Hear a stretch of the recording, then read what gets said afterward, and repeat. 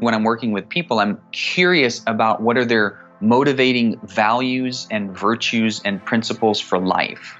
And then the next order question is, now that I'm clear with how I choose to live my life, am I actually doing that? And if there's a wide gap between what I choose for my life and what I'm actually doing, then I'm living out of integrity. And it's kind of like skiing. When we're learning how to ski, if we've got our skis next to each other, then we can propel down the hill in a really graceful arc. But oftentimes skis start to separate, then it becomes really uncomfortable. And the widening gap between how we choose to live in harmony and ideally in right relationship with everybody, including the planet, if that's how we're choosing to live, but we're actually living day to day in a very different way, then that gap gets wider and the discomfort gets wider. In this podcast, we're talking with Dr. Dan Engle, the one and only world-renowned psychiatrist and neurologist in regenerative neurology. He's a psychedelic researcher, a peak performance coach, and an integrative spiritualist who calls himself, I love this, the ever-unfolding human. Wow, that is my story too. I'm also the ever-unfolding human, as so are you, my friend. Now, this doctor who's coming on the show today, he is not just vastly steeped in psychedelic research and all things plant medicine. He also has a unique background and passion for concussions, stemming from his own 3-decade investigation into the many modalities for healing his own traumas, which is why today we're focused on healing the human in this sometimes overwhelming modern world. And what's fascinating most about this episode is that, yes, there is the right side of the page that says the goal of medicine is to facilitate the innate healing of the body and mind. But that is not the current Western construct. We're seeing this rapidly evolve, and Dr. Dan is on that edge of medical, whole body evolution when we look at medicine, because as you'll see on the podcast today, he really understands what it means to have physical and psychic integrity in the human experience of our modern world. We also explore the Satori method. It's a way that Dr. Dan is helping people heal and have long-term positive change, not just mentally and emotionally, but also physically, tying in these 3 components of wellness. We also learn how he's helping design a new blueprint for psychiatric healing to help decrease addiction, depression, trauma, and the ever-present numbers that are out there around PTSD, especially with our war veterans. I enjoyed this podcast so much. I've been looking forward to this for months. So I was so stoked to get on the call with Dan and explore this intersection of healing the human through different modalities. We talk about plants and entheogens, float tank, sensory deprivation, breath work, holotropic breathing, neurofeedback, meditation, vipassana. There is not many areas of healing the human that we did not explore. We also talk about Dan's specific approach to screening, the preparation for psychedelics, and also the setting, supervision, and most importantly, the integration. If you yourself are on a healing journey, or if you have a friend or a family member that is looking for deeper healing within themselves to really address the systemic root cause, which is where most, if not all, issues originate from, share this podcast with them. Share this to make sure that they can have a tool that can help them in their process, in their healing journey. You can learn more about Dr. Dan Engle and our show notes page at wellnessforce.com/241. And if you're not a part of the Wellness Warrior VIP Club, this is your chance. Go to wellnessforce.com/VIP. We're giving away unique discounts, things that we do not publish to our email list or on social at all. This is going to be awesome gems for you to take and integrate into your wellness journey. Now, let's dig in with Dr. Dan Engle, the one and only, right here, right now on Wellness Force. I am Josh Trent. This is Wellness Force. My guest today is a world-famous psychiatrist and neurologist in regenerative neurology, a psychedelic researcher, peak performance coach, and an integrative spiritualist who calls himself the ever-unfolding human. He is the medical director for Revive Centers, a neurological rehabilitation center in Colorado focused in TBI, stroke, PTSD, and other neurodegenerative disorders, and the medical consultant for Onnit, a company we know well, human optimization out of Austin, Texas. But our guest is widely known for his powerful and cutting-edge work at an intersection of mental health, brain health, and consciousness. But through his own journey of healing himself after 6 traumatic brain injuries, one of which happened just 2 weeks out from medical school, he found himself searching for the answers and eventually lost faith with traditional medicine to spend the next 20 years and over $300,000 to find those answers, which led to a deeper gravitas within himself, in part through the ancient technology of entheogenic plant medicines. Welcome to Wellness Force, Dr. Dan Engle. Excellent, Josh. Great to be with you today. You know, this has been, as I was mentioning before we recorded, one of my most favorite research projects, getting ready for this conversation. 2 decades of work you've had, Dan, in some of the most fascinating healing modalities for us as humans. I love these conversations so much. So excited to talk about, not just your personal journey, but for you to share with us your wisdom, this real clarity on the tools for healing humans that are out there, not just for TBI, but also the human spirit, Dan. I believe the human spirit right now is being tested more than ever. I know you're in preparation. You're about to leave for something. Speaking of the human spirit, this Vision 2020 conference in Sacramento. Why did you choose to participate in this conference? I hadn't heard of it until doing research for us. Yeah, it's an excellent opportunity to share the platform with a variety of different thought leaders in various sectors of innovation, technology, social justice, environmental sustainability, and frontier medical technologies. And this is where the psychedelic medicines come in. And when they invited me on board, actually it was through a friend of a friend, and I didn't really know the scope of the platform, but as I got to understand and explore it further, I just got more and more excited about being a part. One of the speakers there is someone we know very well. It's Dr. Michael Beckwith, and also Marianne Williamson's going to be there. Have you had time to talk to them about the subject you'll be exploring? Have you ever come into any conferences with them before? No, we've intersected again through friends of friends, and even more recently with Michael Beckwith being affiliated with one of the medicine centers in Costa Rica that I've become familiar with, and I consult with similar centers in that same region. And so our Venn diagrams have been kind of circling around each other. So Yes. If we have the opportunity to talk, I think it'll be a rich conversation. It's so fascinating to me how you said the Venn diagram, because it's where the circles do overlap. And something that has overlapped for you in life is healing yourself and then taking that knowledge through your academia and also personal experience and truly walking a hero's journey. I flash back to this conversation we had with Kyle Kingsbury from Onnit, who I know you have a deep friendship with. And I believe it was his experiences through moving through some very, very uncomfortable thresholds that actually allowed him to be the director of human optimization. Now, your role with Onnit is quite different because from a medical perspective, tell us exactly what you do for Onnit for people that don't know. Yeah, it's been multi-leveled. In regards to the front-facing business sector, so to speak, it's been in terms of product development. So I've helped develop a good number of their products that are on the market today. And then also more behind the scenes, it's been in team management, support to the growing organization itself, and in direct one-on-one as well as small group formats where one-on-one I've gotten to know a huge number of the team members, and then small group formats we've shared retreats. And these optimization retreats, we're going through shared processes of digging deep, exhuming the shadow, so to speak, bringing that into the light, having transcendent experiences that might be through breath work or through hikes and vision quests or through peak performance methodologies. And when we're in a shared experience and we're going through a transformational process, it really tightens the web of everybody involved. The interesting part is I can distinctly remember we're walking around Paul Chek's home. We did an interview with him at his Heaven House, and he said that the rock stacking area was very sacred. I'd love for you to talk to us about your relationship with Paul. He's one of our most trusted advisors when we look at this physical and emotional intelligence. How did you come to meet Paul? I met him also through Onnit. I happened to be in Austin, and I was having a conference with Aubrey and some of the optimization team, and it just happened that Paul and I overlapped at that same time when Paul was visiting.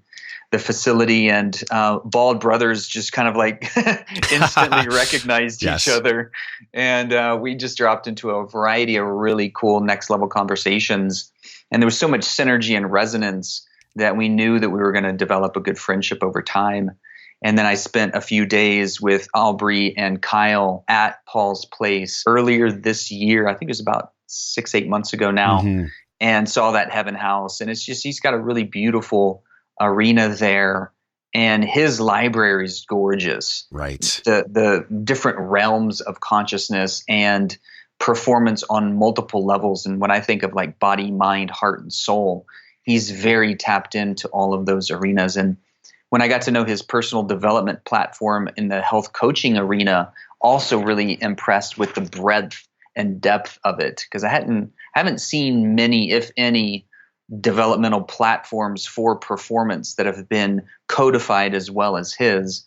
And I think that's one of the reasons that he's really trusted and recognized in the industry as one of the thought leaders. Well, and I could say the same for you, man, because, in preparation for this, just noticing the multitude of shows you've been on. And, I mentioned a couple minutes ago, I think the human spirit is being stretched and tested now more than ever, specifically people who have a voice at the leading edge of what this world needs, which I believe is a higher state of consciousness. It's not about just going to a place where we can take an entheogen, we can take a plant medicine. There's many different ways to get us to that higher state of consciousness. And then, of course, once we're there, then we can actually look around and see what else is possible. Because let's be honest, and I'd love your take on this, the current state of affairs in America, this revolution that we talked about with Paul, it's coming, and it's coming through some of these tools. What do you see the revolution? What does that mean to you, the actual consciousness revolution that's happening right now? Well, crisis precedes transformation every time, individually and collectively. So it depends on your perspective of what we're assessing, like the current state of affairs. In many ways, we're more abundant than we've ever been, and we're better off than we've ever been. There's more information that's being shared instantaneously. There's less pestilence and famine. There's more opportunity in a variety of sectors where there weren't before. There's less war. So those are all more like the abundance measures. What I see, though, in my perspective, because my pulse is on the thumb of mental health, or my thumb is on the pulse of mental health, I guess it could go the other way around as well. And in that arena, we're seeing more crises than we've ever seen. There's an anxiety and depression epidemic, especially in our youth. 200% increase in suicide in young girls 10 to 14 years old, right? Astronomical. 22 to 35 veterans commit suicide every day. There's an opiate epidemic that is spanning the age gap. Used to, it was like 20 to 40, mostly heroin abusers. And now it's younger and younger and older. A geriatric population that's getting stuck on opiate or pain medications. We have 5% of the world's population, and we consume 80% of the world's prescription opiates.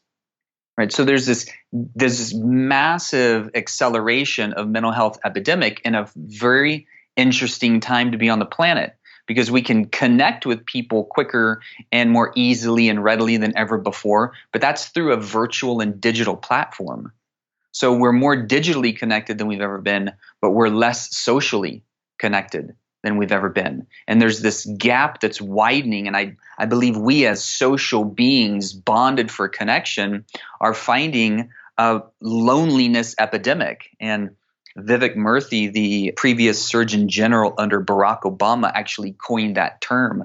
There's this loneliness epidemic, and we've seen escalating numbers of adults that just feel lonely and disconnected. And it might be that that's the core issue that's driving all of these other psychiatric symptoms, including pain, addiction, PTSD, anxiety, and depression.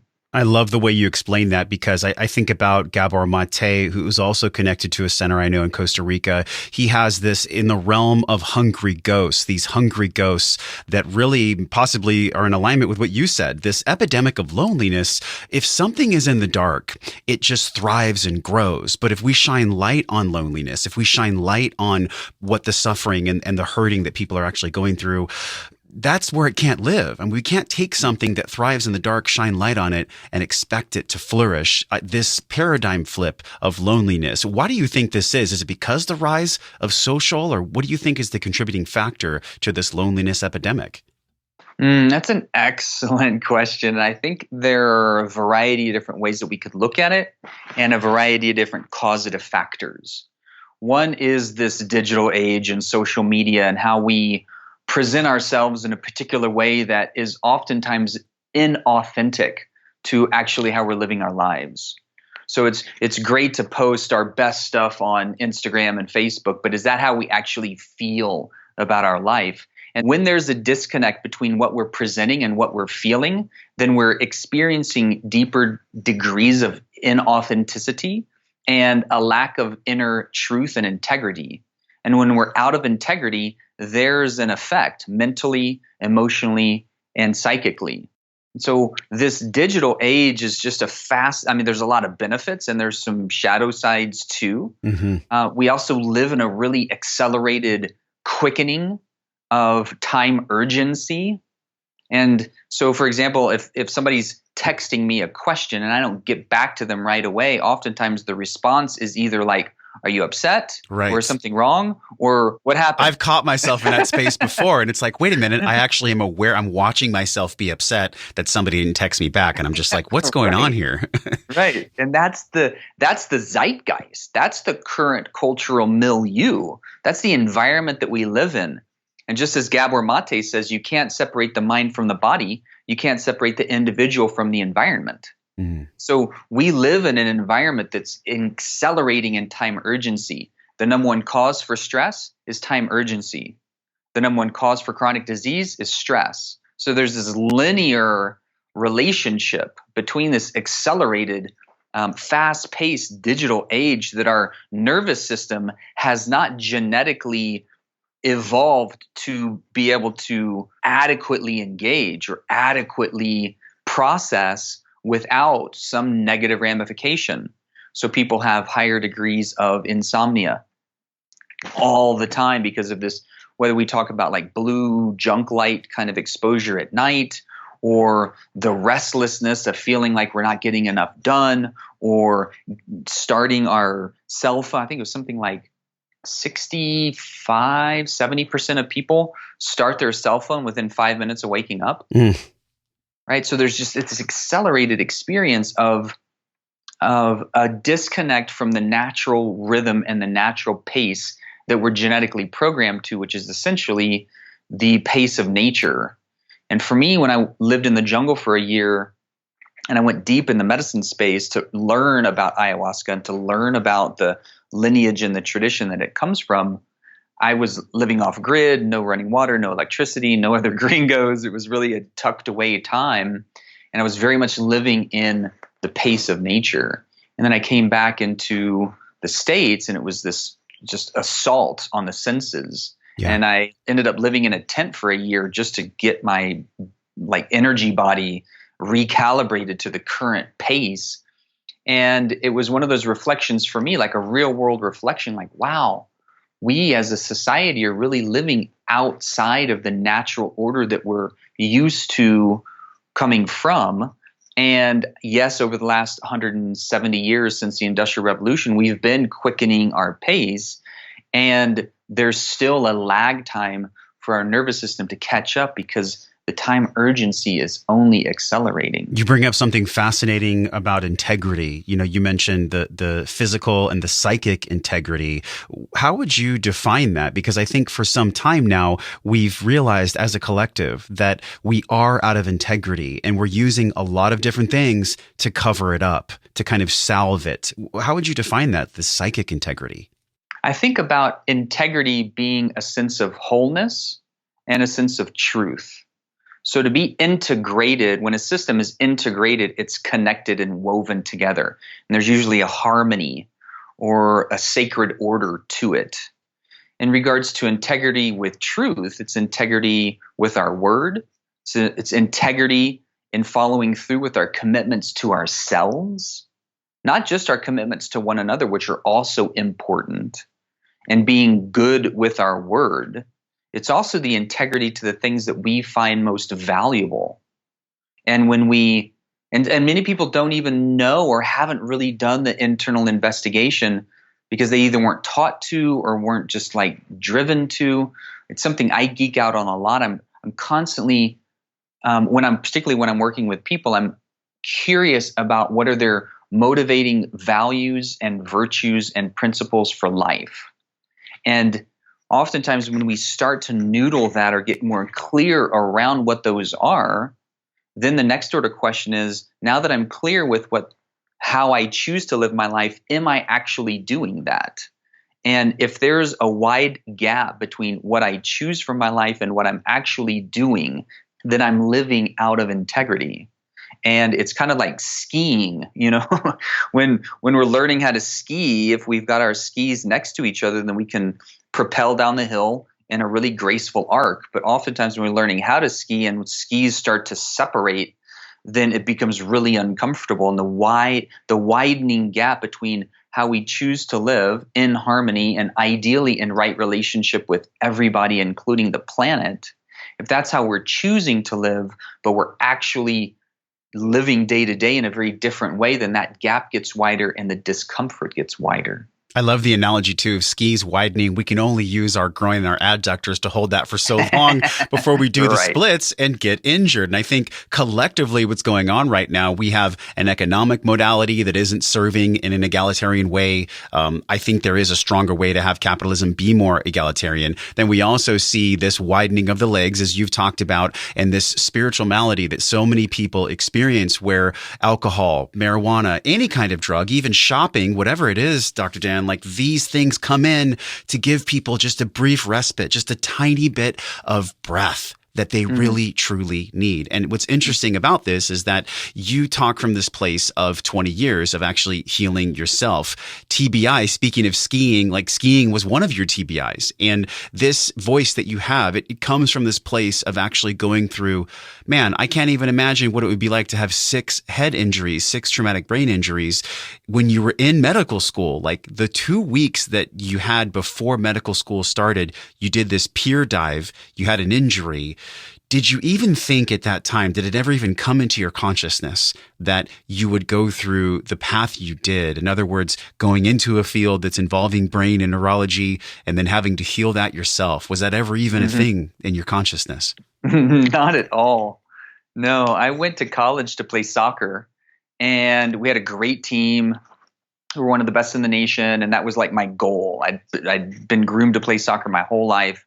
And college and potentially going pro was the goal.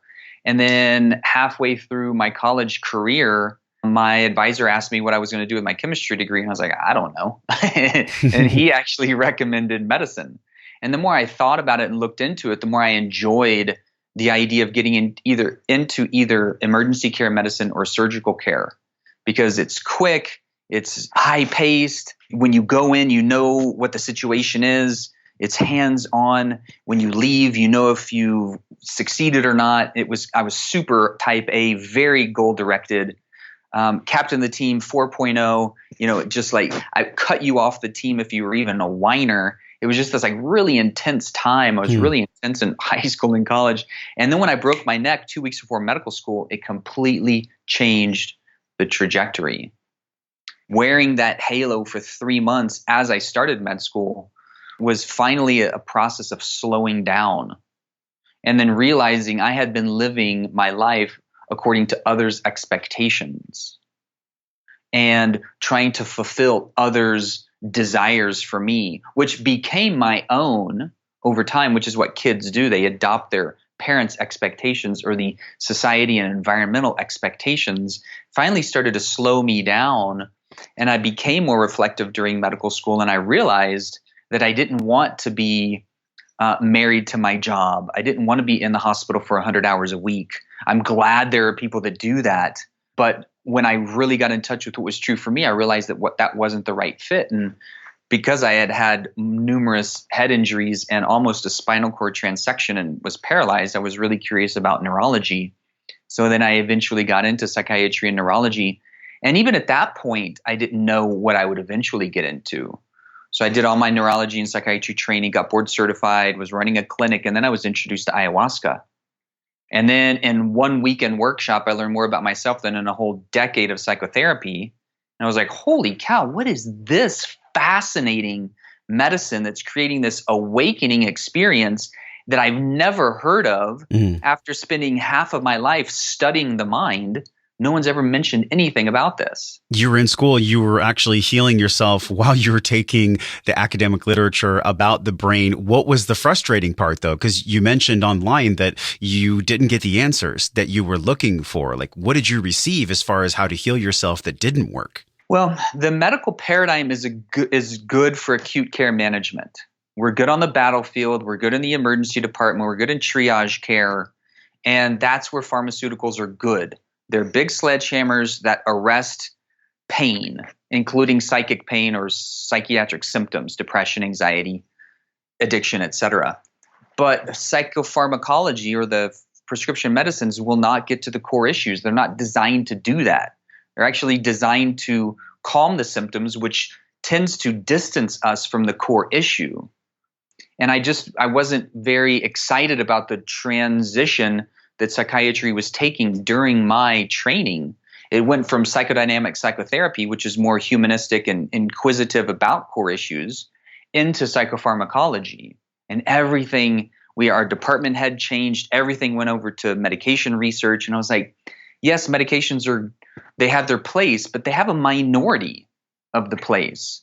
Yes, it's helpful to help people relieve their suffering. But it's my belief that we do that only while we're looking for the core issue and the causative agent. Otherwise, we're assigning somebody a prescription for life, or we're hoping that it just spontaneously remits. I'm sorry to interrupt you because I had a burning question here. Like, why do you think you mentioned the core issue isn't addressed in the way that the psychopharmacology is addressed? Why is that? Like, what is it about our current model in psychopharmacology versus that core issue exploration? Why isn't the core issue explored more? Well, it's a challenged system. The current amount of time that your average physician is able to spend with their clients is like 11 or 12 minutes. And that's because of insurance reimbursement rates and the entire medical architecture. With psychiatry, the usual treatment models are cognitive behavioral therapy and talk therapy. And what talk therapy does well is it reestablishes a trusting relationship with a person that's ideally altruistically serving our better outcome without bias, just presence, curiosity, inquisition. We get into the material, but it's challenging because in developmental child psychiatry research, we see that the majority of the personality is set by the time we're 5 years old. Which means like by the time we get into school, we're mostly kind of who we are going to be as a personality construct until we start doing the deeper work and getting more clear on what makes us who we are and why we're believing the things that we do about ourselves in life. And before 5 years old, we haven't connected the language center with the memory center. So if most of what makes us who we are is solidified even before we have a connection between language and memory, then it's going to be hard to just talk about the issue because we don't have recall. There's not a narrative. So it's a challenge system kind of just straight out of the gate. And then with what doesn't work for therapy, like if we can't talk it through, then we rely on pharmaceuticals to manage the symptoms. So it's a system that's built for acute care management, but it's horrible at chronic care support and core issue resolution.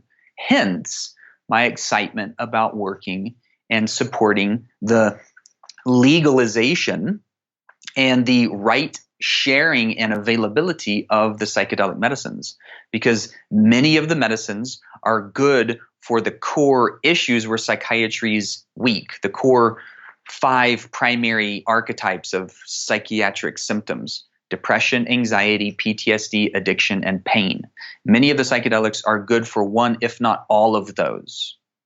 Psilocybin, MDMA, LSD. LSD has 40,000 case reports of benefit in the 50s, 60s, and 70s, but there was this cultural backlash because people started misusing it. Yes. This is really what comes up for me when you're speaking about these entheogens and these different psychedelics being a tool, because they're not for everyone, Dr. Dan. Like we understand that they have incredible power, but there's also a respect that they deserve and a caution that they deserve. There are habits to success, and whether you're trying to achieve a better level of wellness or go through a healing journey, the power is in the plants. We've talked about this a lot on many podcasts, but what makes the biggest difference in my life is feeding my body on a cellular level the micronutrients it deserves. This is why, for the entire year and then some, we've partnered with Organifi, our show sponsor, to bring you not just the red and the green juice, but also the gold, this entire day system. Green in the morning, red in the afternoon, gold at night to help you sleep. All of these juices have plant compounds called adaptogens. Adaptogens are very ancient intelligence that'll get down into the roots of your system and give you the energy that your body needs. With the green and the ashwagandha and the red and the cordyceps and the gold with the lemon balm, we're talking about energy when you need it and restful sleep when it's most important. Head over to Organifi.com/wellnessforce. Use code wellnessforce. You get 20% off your bundle. Get the superfood bundle to get the deepest discount possible on the red, green, and gold juice so you can have energy and rest when it matters the most. Go to Organifi.com/wellnessforce. You're part of this crew, part of the Wellness Force audience. You get a big 20% deep discount by using code wellnessforce. Now let's jump back in with Dr. Dan Engle. Have you seen experimental things coming through the woodwork now where you're a little concerned about them? In other words, ayahuasca, a lot of plant medicines, I think all plant medicines are Schedule 1. If we just all of a sudden make them legal, don't you think that we need a little bit more of a learning curve as a collective before they become completely legal? I do. And that's where I get into these really fiery debates with other people in the field, because some people believe that it's our right to be able to use what comes from nature, right? Ayahuasca straight from nature, iboga straight from nature, psilocybin straight from nature, cannabis is straight from nature. I mean, it's also just ludicrous that cannabis is still federally Schedule 1. And Schedule 1 means there's no known medical benefit and it's highly addictive. Well, we know that most of the medicines we just spoke about have extraordinarily good medical benefit, and they're much less addictive than even something like nicotine, alcohol, or caffeine. When you look at the safety profile, LSD and psilocybin have no known lethal dose, and they're actually supportive for addiction recovery. So just from a safety standpoint, they don't meet the criteria for Schedule 1, and they're extraordinarily beneficial. And your point's very true. I don't believe everybody's ready to have a big experience in a psychedelic medicine space. So there is an arc of preparation and integration. Those are the two bookends for the experience itself. And so there's an initiative on the Oregon ballot for 2020 for people to be able to vote in legalization of psilocybin. And I think it's a very well orchestrated proposition. It's from OPS, the Oregon Psilocybin Society. And it is supporting legalization for therapeutic use for people that are over 21 that have had medical clearance at registered centers with trained providers in a 3 minimum session arc. And that means 1 session for preparation, 1 session for experience, 1 session for integration. And the curious thing, one of the cool things about this proposition, I don't have any attachments or affiliations with them. I just saw it and was like, oh, that's really well thought out. Mm-hmm. It's as a hybrid model between recreational use and medical use. So it allows people to opt in to have an experience after being medically cleared which means that they've been assessed by a psychiatrist that understands these kinds of experiences. They've been deemed safe and ready to participate. They have an inclusion of preparation to understand what they're getting into. And oftentimes, many people that would be curious have already had experiences, so they have some kind of platform and background. But how it's different from medical legalization is that you don't have to meet a particular criteria. You don't have to have florid depression, anxiety, PTSD, addiction, or pain. You can simply opt in if you choose to, under the care of a registered center with trained providers. This seems the most exciting to me because then there's, like you said, there's a screening, there's a preparation, especially like, I don't even know for, if there's anything like this for ayahuasca or for any of the plant medicines that you might drink, but, there's a specific diet that you prepare for as well. This benefit to risk ratio I've heard you talk about for plant medicines and entheogens. When we look at ayahuasca specifically, what is the path of preparation for this? What is that arc of preparation? Because we know that if somebody's never had any meditation, no one's ever spent any time with themselves, just with their soul, it's probably not the best idea to go into the jungle and do 5 days of ayahuasca. Very true. Although I do think there's something to be said for the pilgrimage down to a center to have that experience when somebody is ready. One place that I consult with is called the Temple of the Way of Light. And they are essentially the largest ayahuasca center in the world. They've seen over 5,000 people come through their facility over the last 10 years, and they've only had a handful of negative outcomes. And those were usually because people were either on psychiatric medications that didn't say anything, or they had a previous history of psychosis and mania and didn't say anything. So yes, there are clear psychiatric and medical contraindications and reasons that people definitely should not do that work. That's just one example. Yeah. And then in the preparation, when we get in touch with people's readiness, I think of the medicines in a hierarchy, a level 1, 2, 3 experience or process or level system. Level 1 medicines are fairly easy entry point, fairly low side effect potential if held in the right set and setting, which is a safe setting. It's meant for deep work. It's not like tripping on psilocybin at a rave, which is a completely chaotic experience, or going to Burning Man and dropping L for the first time, which is a completely chaotic experience. So the therapeutic window is set and the setting, and it's being supported by somebody that is caring and can at least intervene if necessary. So some kind of sitter, or ideally a trained facilitator or therapist. And the level 1 medicines would be like LSD, low dose, because high dose LSD can break the glass ceiling and have really bad negative impacts. And I've seen that happen. Low dose LSD, low dose psilocybin, MDMA, ketamine, cannabis, those are all relatively easy entry points. Still, I have to just say for your entire readership and listenership, all of those are still Schedule 1, except ketamine and cannabis. Those are actually legal. But I'm not advocating people just randomly opt into an experience. I'm just giving you the kind of the hierarchy. So that's level 1. Level 2 is like ayahuasca, peyote, San Pedro. The reason I put those in level 2 is because those come from lineage and years, decades, centuries of trained facilitation passed on, and people being trained oftentimes since they were young to be in this facilitation role. So instead of going to like Western grade school, they're learning shamanism and energetic medicine and how to intervene physiologically and energetically on the behalf of one of their clients. So there's a level of sophistication that goes into providing and supporting people through that process. And then level 3 is ibogaine and DMT, because the experiences are really strong.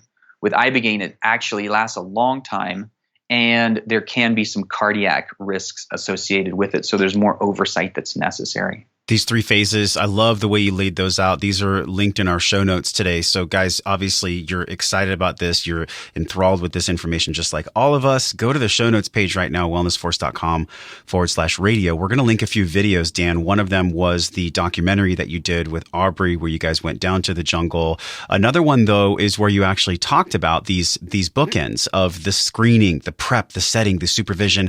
And I want to go back to this because, the caveat here is I am not an advocate for everyone just using these human healing tools in a haphazard way. This has to be a very sacred process.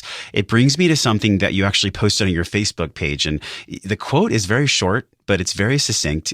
One of your favorite quotes, you said, "Everything is sacred."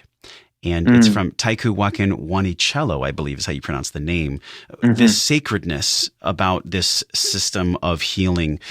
Can you share with us what that actually means to you? Like, why is that quote on your Facebook? And why do you believe that this is such a sacred pathway for people? Yeah, that really is just one of the core questions and the core essence of this entire conversation. And I appreciate the depth and the meaning of your question. So Taku Wakan Wanicello is Lakota. And it translates into everything is sacred. And I've studied a variety of different paths because I get curious about different cosmologies and spiritual practices and consciousness tools and technologies. And so I've studied Tibetan Buddhism and Zen Buddhism and Lakota medicine and ayahuasca shamanism and a variety of different arenas. And we see that the major spiritual disciplines and traditional paths all speak about the same goal. The Dalai Lama says this too. Everybody's seeking the same thing: happiness, fulfillment, peace in their mind, harmony in their relationships, fulfillment. We're all going to the same mountaintop. We're all starting at different places and we're taking different paths, but we're all going to the same thing.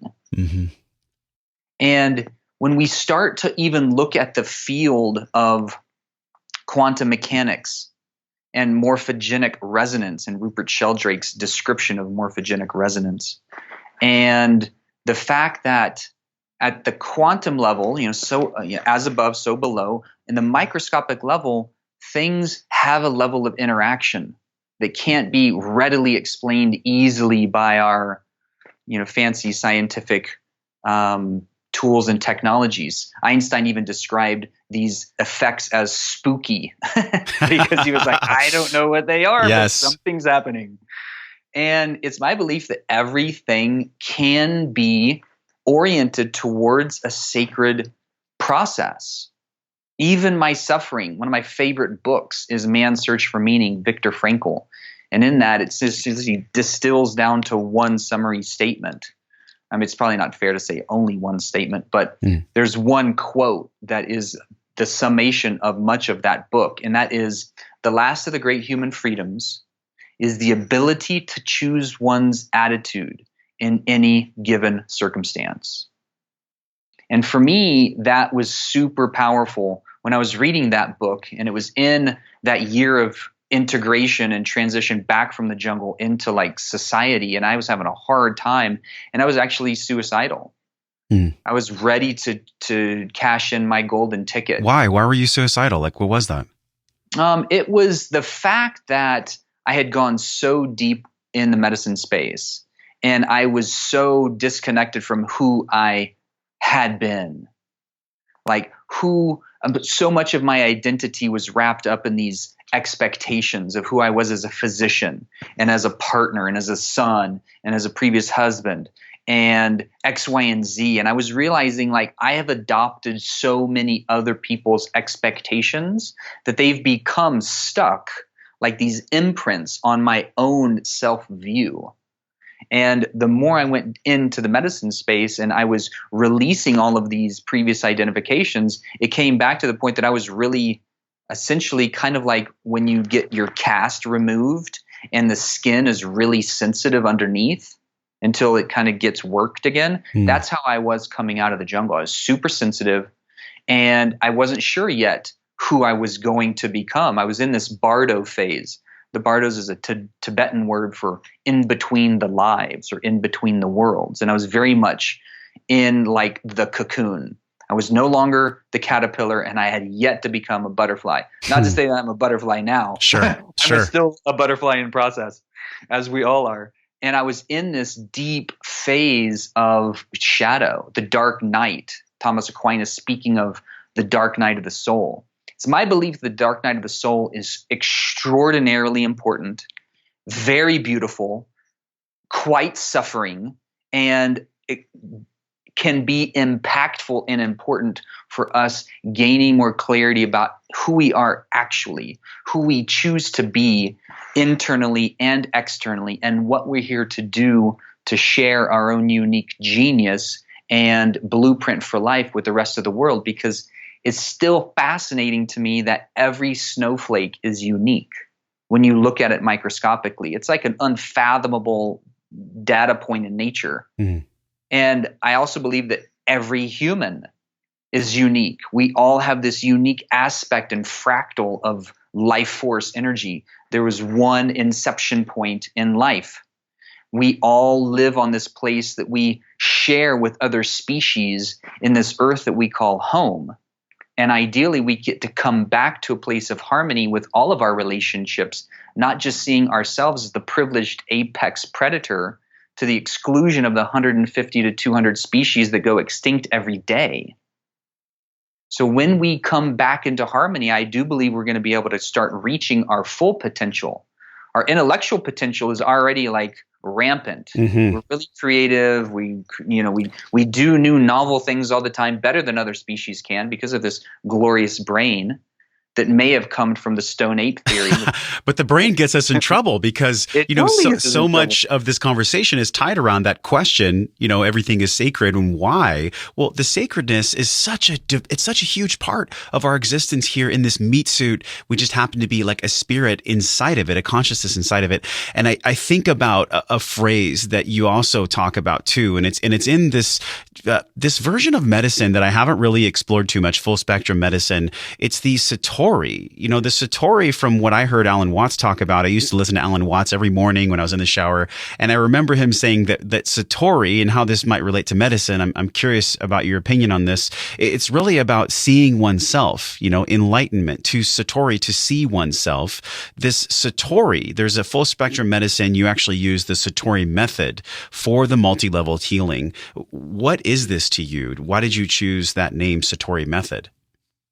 Yeah, I really appreciate you bringing it back around to Alan Watts. I didn't actually know that he had ever spoke about Satori. So that makes me even more excited to be able to codify this system of personal development, which is essentially orienting and clarifying our personal truth and being able to more readily actualize that truth for ourselves and into the world. But coming to truth is not a comfortable path. Mm. It's not an easy path. We don't do this work because it's easy. We do this work because it's the path towards our liberation, for lack of a better term, our greatest fulfillment, our greatest expression, our authentic beauty being readily available. And, there's this idea of radical honesty, which I agree, yes, let's be authentic and expressed, and let's do that with mindfulness and skill, so that we're not just being jerks because we're just being authentic with ourselves, but to the exclusion of other people's feelings and experiences. I think there's an evolution of our consciousness that moves closer and closer towards compassion and presence and service for others, reciprocity and forgiveness and love, right? We gradually move from children to wiser adults through this developmental arc. And hopefully we move more and more from the me, mine, and I to the us and the we. And there's a process that these medicines consistently support in bringing up our shadow and our core wounds onto the mental landscape so that we can learn from them. You said that before the age of 5, from conception to 5, that's where basically the fabric of our human, of our psyche is formed. And then through this Satori experience, are we going back to those first 5 years and possibly seeing the light and the truth for how things really are? Exactly. Exactly. And we're doing it from the perspective of our wiser self as well. So we're healing these different aspects of ourselves. Many people at times of confusion or trauma have split off from certain aspects of themselves. This is the parts analogy of psychology that actually has a lot of merit. When we have different parts of ourselves that are being expressed, these different archetypes, these different attitudes, these different energies, it's kind of like we are made of a symphony of selves. Actually, that's a term from Jim Fadiman, who's another amazing researcher and thought leader in this medicine arena.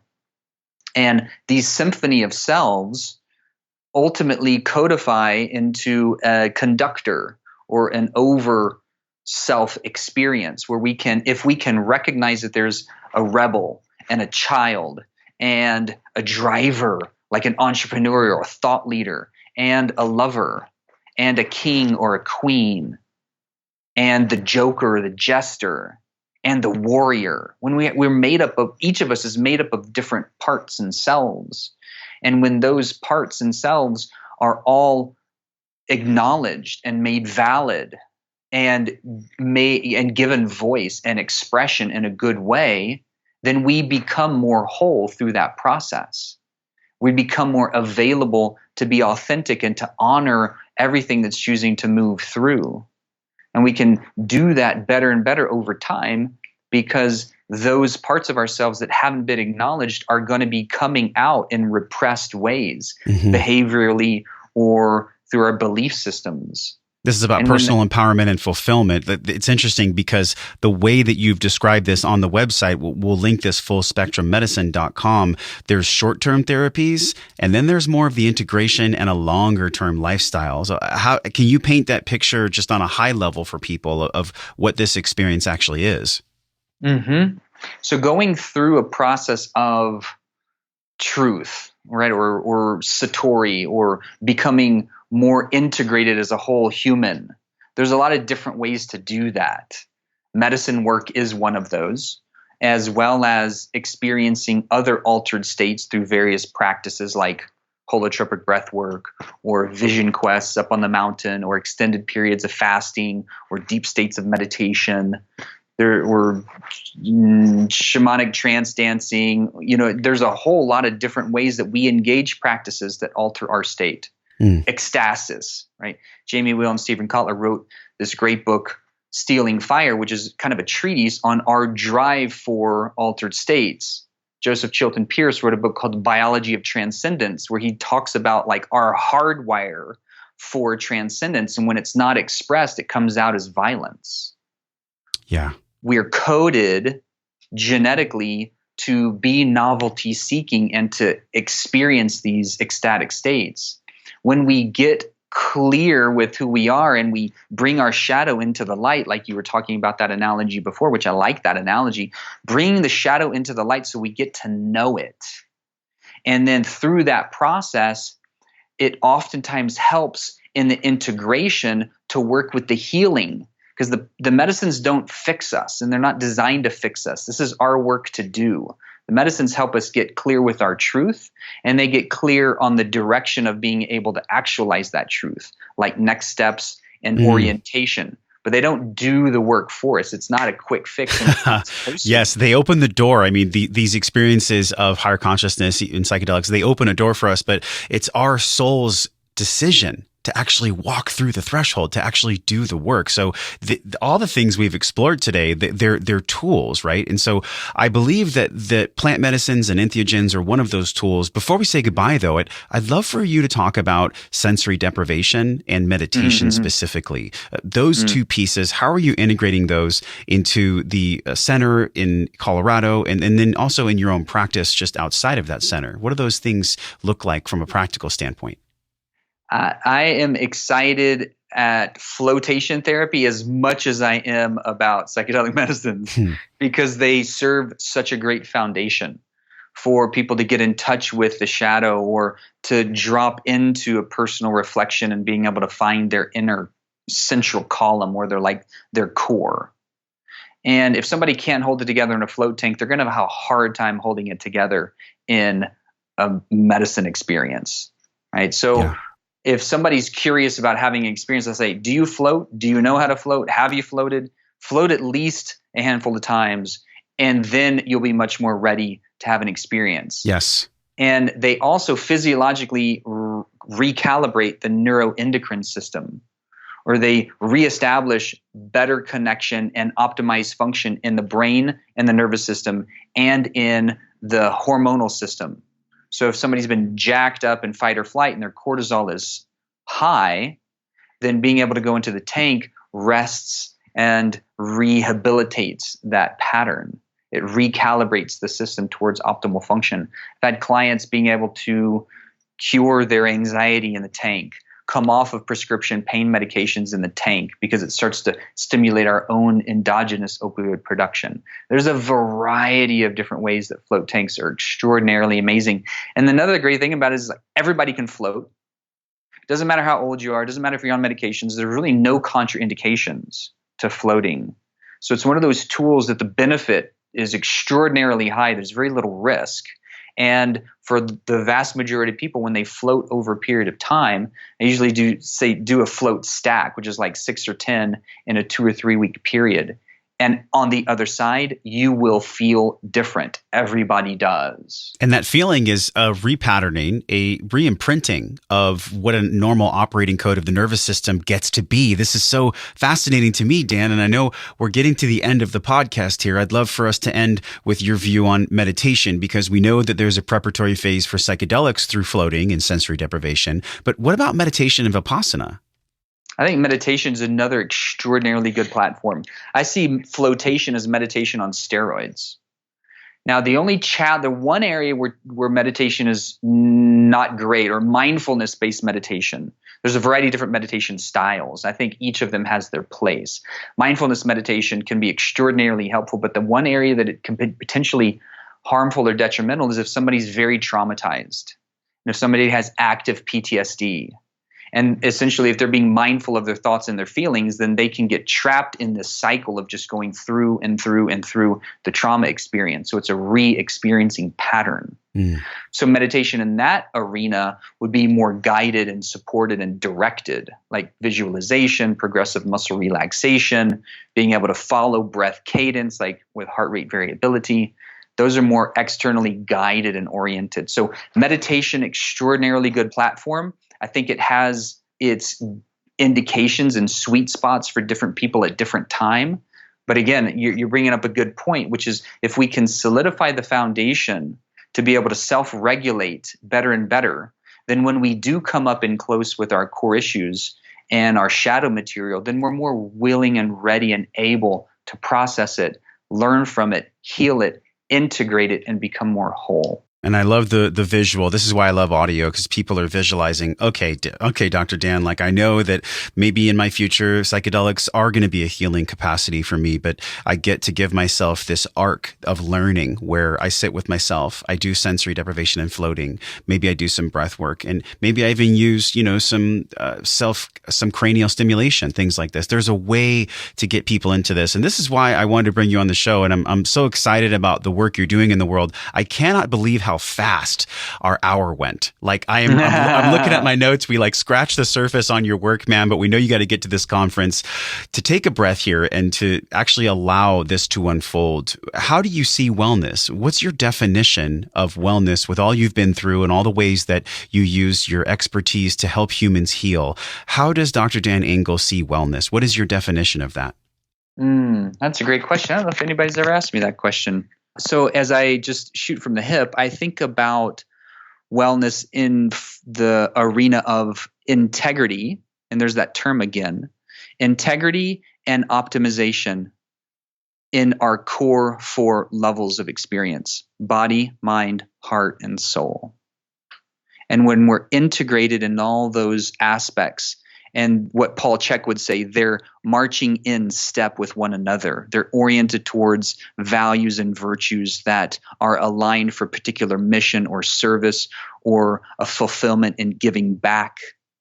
when we're aligned energetically in that regard, and we're also optimized in function in that regard, all aspects of ourselves are online and serving a particular outcome, then I think wellness is just the natural product.